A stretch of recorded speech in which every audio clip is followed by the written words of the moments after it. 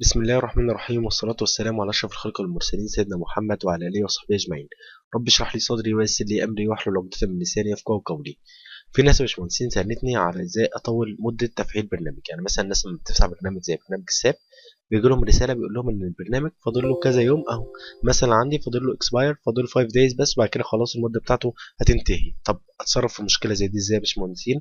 هنبدأ نتعلم مع بعض إن شاء الله إزاي نبدأ نستخدم برنامج بسيط يبدأ يحل لنا المشكلة دي، بدل ما نفضل نشيل البرنامج ونسطب برنامج جديد. وكمان هتلاقي برضه المشكلة لسه موجودة. البرنامج اللي عندنا اسمه زيادة فترة في فعل البرنامج، هتلاقي حاجة اسمها run as data، ان شاء الله هتلاقيه موجود في الديسكريبشن بتاع الفيديو بإذن الله تعالى.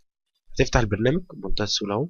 كل ما عليك ايه ان انت تبدأ تعمل براوز على البرنامج اللي انت عايزه. يعني مثلا اخش على البراوز هنا، البرنامج ده موجود فين؟ واجي داخل على ماي كمبيوتر على السي. شوف انت البرنامج بتاعك 64 ولا 32. يعني معظم الاصدارات الجديده من الساب مثلا 18 16 كلهم 64. فانا بخش على حاجه اسمها البروجرام فايلز كمبيوتر اند ستراكشر، هلاقي كلمه ايه؟ ساب 2018. لو انت مثلا اصدار قديم بتخش على بروجرام فايل اكس 86 كمبيوتر اند ستراكشر، هتلاقي برضو ليك اصدار قديم موجود هنا. يعني مثلا برنامج زي السيف موجود اهو. يبقى هقول له بروجرام فايلز كمبيوتر اند ستراكشر ساب 2000. اجي على بس العلامه بتاع علامه الساب اللي احنا بنشغل منها الساب اهو. تبدا تنزل اهي علامه ساب 2000 دي، وتقول له اوبن. خلاص كده. في عندك هنا الديت بير تايم، يعني بيقول لك انت عايزنا اعمل لك موف امتى. يعني بص كده، في حاجه اسمها موف تايم فورورد اكوردنج تو ذا ريل تايم.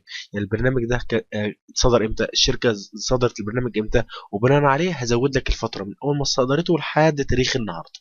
فانا اقول له مثلا وليكن يا سيدي انت اتعملت في كام، بدل خليها ايه، في ديسمبر 2016، خليك مثلا 30 نوفمبر اكتوبر.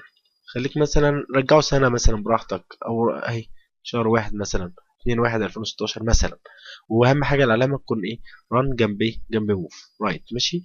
وتيجي هنا يفضل ان احنا نعمل ايه؟ شورت كت على الديسكتوب، لانك انت بعد كده لما تيجي تفتح مثلا الشورت كت اللي انا مستخدمه عندي ده كده، او اللي انت مسطبه عندك على الجهاز، هيجيب لك نفس الرسالة. فكل اللي عليك تعمل ايه؟ سمي له اسم جديد يا سيدي، سميه ساب. ساب مثلا ساب ساب وخلاص بدون ساب 2000 مثلا. وتكتب تقول له ايه؟ كرييت ديسكتوب ايه شورت كات اهي. خلاص عمل لك شورت كات هي على الديسكتوب.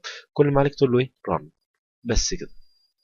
هو يبدأ لوحده يظبط ايه التاريخ. خد بالك البرنامج ده شغال مع التاب، وشغال مع السي اس اي كولم، وشغال مع السيف، كل برامج السي اس اي.